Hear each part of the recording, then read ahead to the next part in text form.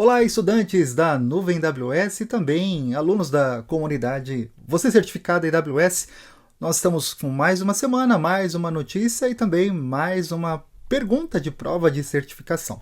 E esse assunto especificamente está falando a respeito do Bucket S3, que vazio e privado pode fazer a sua conta da AWS. Ele colocou a palavra explodir, eu não vou usar essa palavra, mas ele pode superfaturar o seu cartão de crédito. Não é um bug, não é uma falha de segurança, tá? É uma característica do Amazon S3 e a gente vai ler esse artigo que foi escrito pelo Maciej, eu espero estar falando o seu nome corretamente, e depois a gente vai fazer um breve laboratório, fazer um experimento dessas ferramentas que ele comenta, por exemplo, do Bucket S3 e também de outras ferramentas, e para finalizar a gente também vai para algumas dicas de prova de certificação referente a esse assunto e também para a gente poder mostrar exatamente o que é que você precisa prestar atenção quando você estiver fazendo o seu exame. Vamos lá, então o título da reportagem é assim: como um Bucket S3 vazio pode fazer sua conta da AWS explodir. No caso é referente à fatura do cartão de crédito e vocês já vão entender. Esse autor que escreveu esse blog, né, esse artigo, ele falou assim: imagine que você cria um Bucket S3 privado e vazio em uma região da sua preferência, e qual que vai ser a sua fatura da AWS na manhã seguinte? A resposta é simples, né? Se você não tem acesso, então você paga apenas por aquilo que você armazena, né? E os dados de saída da nuvem AWS. Só que ele começou a trabalhar com uma POC. POC é prova de conceito de um sistema de indexação de documentos para um cliente. Criou um único bucket na região norte da Virgínia, carregou alguns objetos para dentro desse bucket e 2 dias depois ele vai ver a página de faturamento e a fatura dele já estava em $1.300. E aí ele falou assim: poxa, né? Mas por que está com $1.300? Ele foi fazer uma investigação e descobriu que tinha mais de 100 milhões de solicitações S3 PUT executadas em apenas um dia. Então, solicitações S3 PUT é alguém tentando fazer um envio para dentro deste bucket.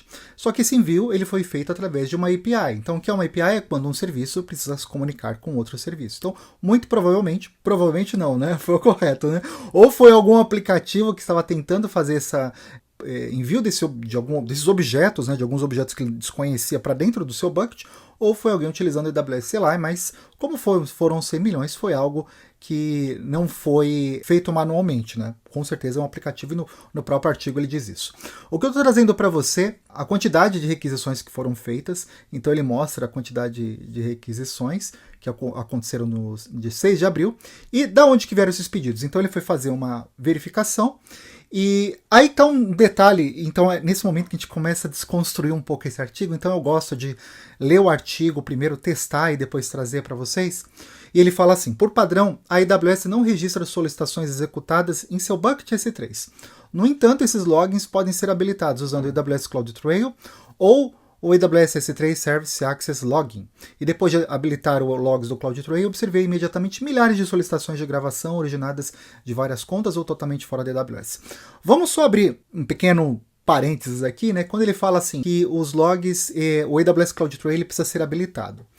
O AWS CloudTrail, por padrão, ele já vem habilitado em todas as contas da AWS. O que ele está querendo dizer aqui é que ele criou uma trilha no AWS CloudTrail. Então, vamos aproveitar esse momento, antes de a gente seguir com o artigo, para a gente poder conhecer como que funciona o AWS CloudTrail. Então, vamos lá. Eu estou aqui no console da nuvem AWS e eu venho aqui no pesquisar, vou escrever CloudTrail. E dentro do CloudTrail, aproveita que já é uma pergunta que pode cair na sua prova de certificação, né? O CloudTrail ele já vem habilitado por padrão. E o que ele registra para você? Quando você abre o histórico de eventos, ele vai registrar durante 90 dias os históricos de eventos de todas as solicitações, requisições e APIs que acontecem dentro da sua nuvem AWS. Então, por exemplo, aqui, eu fiz uma deleção de um bucket, então ele vai registrar que eu deletei um bucket. Eu fiz uma atualização de um grupo, ele vai fazer essa atualização. Só que esse histórico de eventos, ele dura apenas 90 dias. Então, o que ele estava dizendo no artigo? que ele criou uma trilha para poder manter esse histórico durante mais tempo. Então, para você poder criar uma trilha aqui no CloudTrail, é um processo bem simples. Você vem em criar trilha, você vai colocar o nome da sua trilha. Então, vou colocar aqui, por exemplo, gerenciamento de eventos, né? De eventos, e ele vai criar um bucket no seu Amazon S3. É isso que eu vou fazer e vamos criar a trilha. A partir desse momento, além dos registros que estão sendo registrados lá dentro da parte de eventos do CloudTrail, agora todos os outros registros eles estão sendo armazenados em um bucket S3. E mais tarde eu posso estar indo nesse bucket S3 e estar fazendo, utilizando uma query, que pode ser, por exemplo, com o Amazon Athena, para poder verificar uma determinada informação. Porque os dados que estão ali são dados brutos e você não consegue fazer a leitura, por exemplo, utilizando o Notepad. Então você precisa utilizar algum outro serviço da nuvem AWS, que pode ser, por exemplo, o Amazon Athena, ou pode ser o próprio AWS CloudWatch, que eu vou estar mostrando também. Vamos lembrar agora a parte desse gerenciamento, aproveitando que nós estamos aqui, e ele falou, né, que era possível estar habilitando o S3, a gente já vai ver o S3, mas o que eu gostaria de mostrar dentro dessa parte da trilhas do AWS CloudTrail, que aqui você consegue já estar habilitando o AWS CloudWatch Logs para você poder estar visualizando esses logs. E mais abaixo nós temos aqui eventos de gerenciamento, isso exatamente aqui. Quando a gente clica no editar, ele vem como desabilitado por padrão. O meu já está habilitado porque eu já estava trabalhando com o CloudTrail em outras atividades. Você habilita ele e você pode colocar os eventos de gerenciamento que você deseja, seja de leitura ou gravação. E você elimina, excluir eventos, por exemplo, do AWS KMS, excluir eventos de API de dados do RDS, e aí o seu log ele fica mais enxuto. Então, isso aqui é muito interessante, eu vou salvar essas alterações. E ele vai demorar para poder começar a popular aquele bucket S3, mais ou menos dentro de 1 hora ele começa a popular essas informações. Só por curiosidade, tá? Então, aqui o que nós fizemos foi criar uma trilha para ele poder registrar e mais tarde a gente fazer essa verificação. Então, quando a gente volta aqui novamente no artigo, ele fala que esses logs podem ser habilitados, sim, podem, né? Então, essa é a sua pergunta de certificação, podem sim ser habilitados através de uma trilha. Se eles não forem habilitados, você acaba tendo apenas o registro dos eventos dos últimos 90 dias. Perfeito? Legal. E outra coisa que ele fala aqui também, que ele habilitou o S3 Service Access Logging, e para que serve exatamente para quê? Para ele poder fazer uma investigação profunda. E aonde está esse S3 Service Access Logging? Então, a gente já vai verificar, voltando lá novamente no console, só que abrindo aqui a página do S3, de armazenamento escalável na nuvem.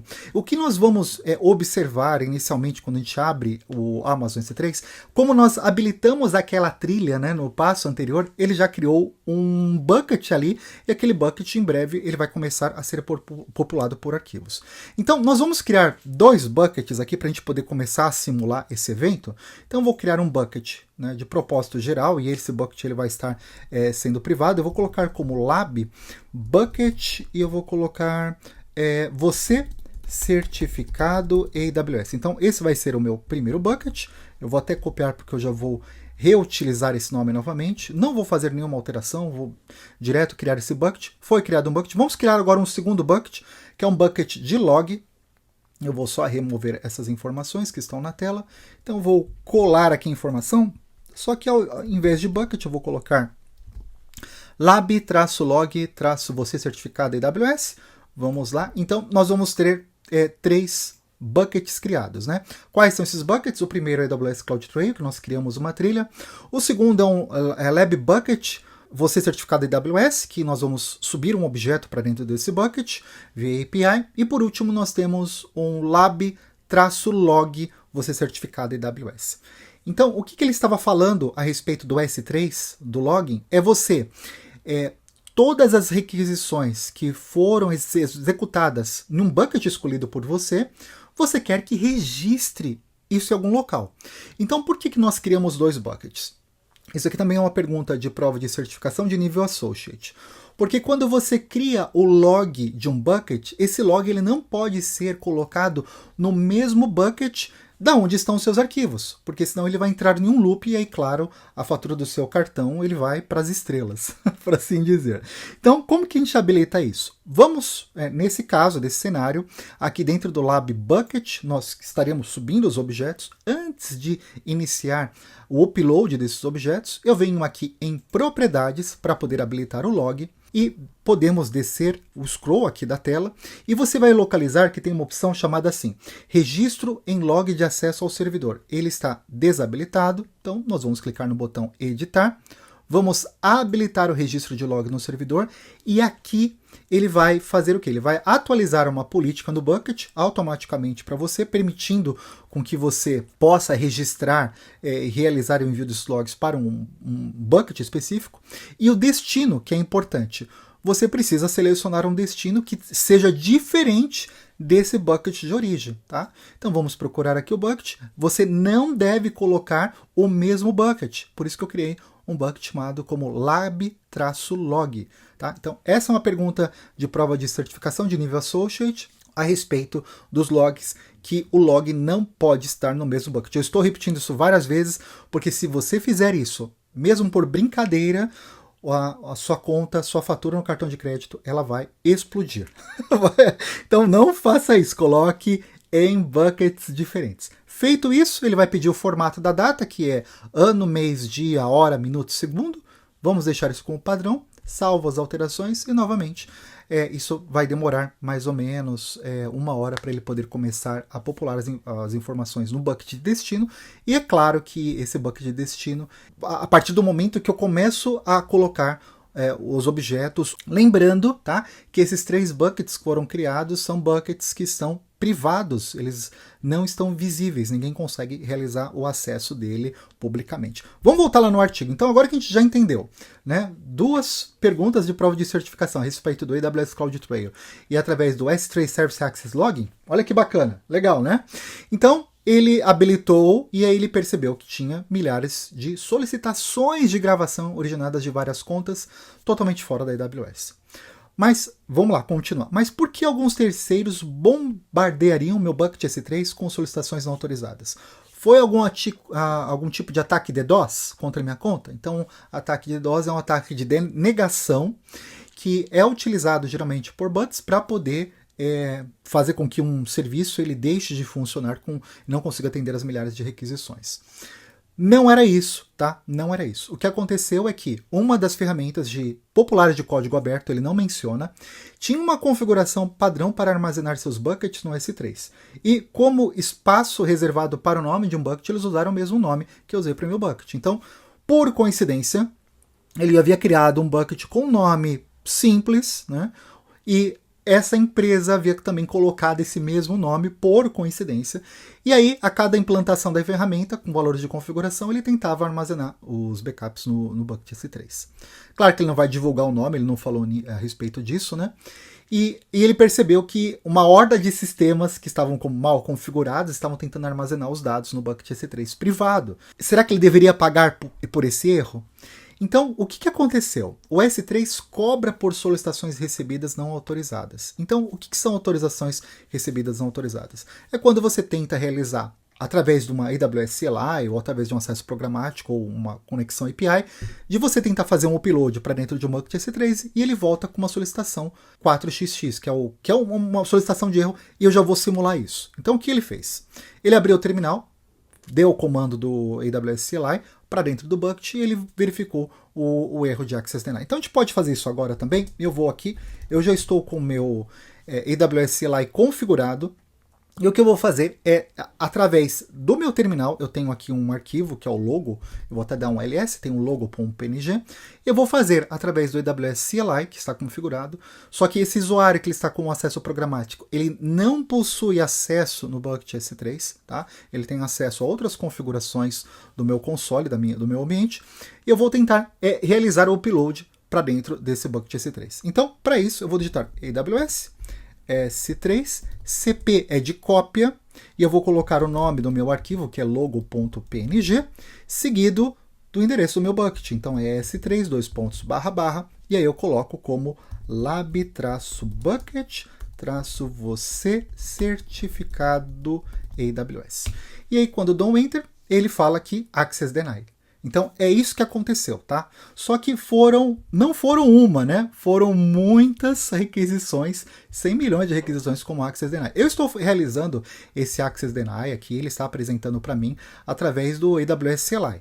Só que como foi através de um acesso programático, né? De um acesso de uma aplicação, de um aplicativo, então foram milhares, né? Como ele próprio nome diz, foi uma horda. Vamos lá, descendo mais um pouco aqui, o aspecto de segurança. Aqui ele fala de aspecto de segurança que ele abriu o seu bucket S3 e permitiu a entrada desses objetos para poder verificar da onde que estavam vindo essas requisições.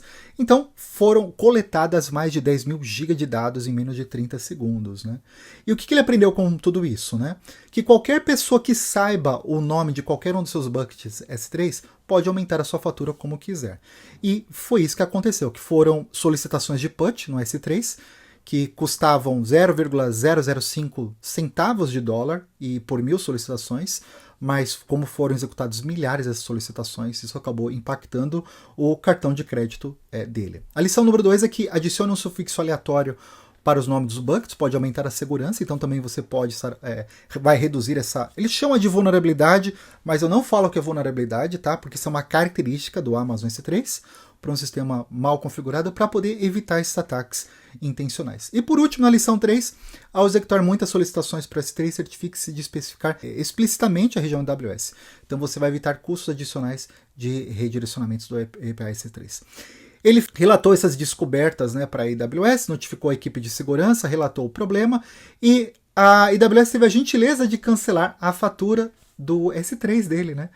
Só que foi enfatizado que isso foi feito como uma exceção. Agora, uma notícia boa é que teve uma atualização nesse artigo. E o Jeff Barr, ele agradeceu a todas as pessoas que trouxeram esse artigo para a atenção dele.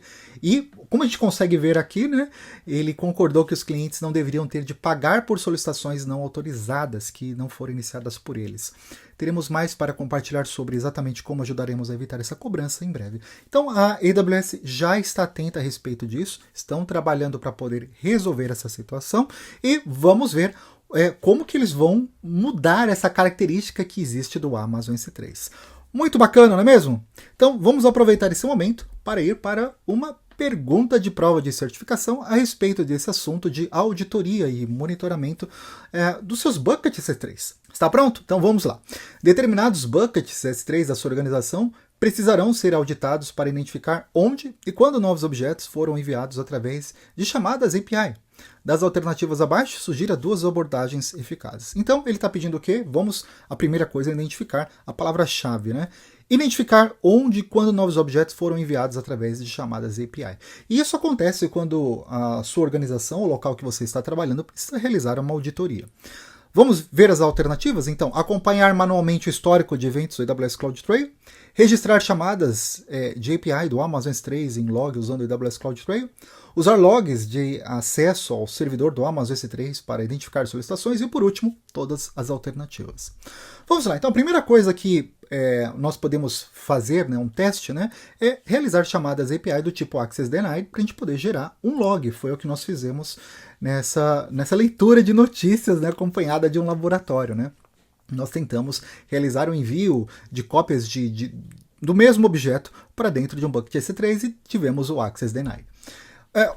Nós também aprendemos que o AWS CloudTrail ele tem um histórico de eventos manual, tá? Então ali é só manual. E nesse histórico de eventos ele vai registrar as últimas, dos últimos 90 dias de eventos gerenciados, que são as solicitações de API que acontecem dentro da nuvem AWS. Então ali não seria a resposta correta para a gente poder fazer esse tipo de monitoria. Logo, o que nós temos de fazer é criar uma trilha e também adicionar, né, habilitar o AWS Cloud Watch Logs para a gente poder fazer uma auditoria posterior dessas requisições APIs que estão sendo realizadas dentro da sua conta.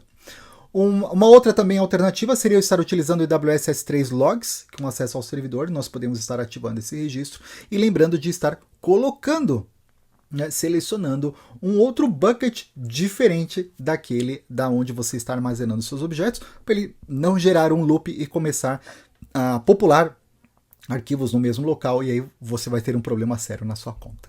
E por último, nós podemos também estar utilizando o AWS Athena para utilizar ele para ler os logs do Amazon S3. Então aqui está um exemplo, né, do Amazon Athena, que eu fiz mais cedo, né, para poder otimizar esse vídeo.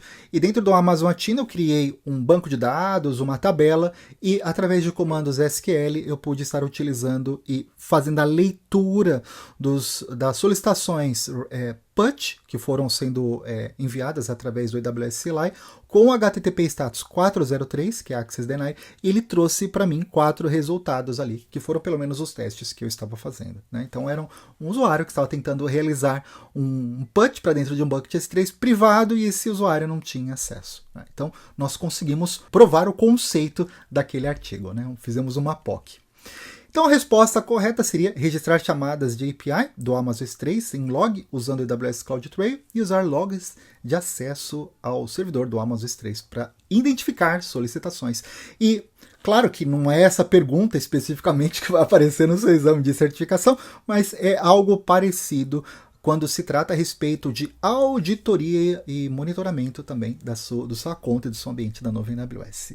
E você que está procurando um curso que te prepara do básico ao avançado para você poder passar na sua prova de certificação, eu apresento o Você Certificado AWS, que é um curso que vai te ajudar, pegando na sua mão mesmo para você poder aprender o AWS Certified Cloud Practitioner em 13 dias. Nós também temos simulados comentados para poder te preparar para a prova de certificação, além de um guia de estudos que nesse momento, né, está apenas o AWS Certified Cloud Practitioner, mas em breve nós teremos já dos outros níveis que você pode estar se preparando e estudando para a sua prova de certificação.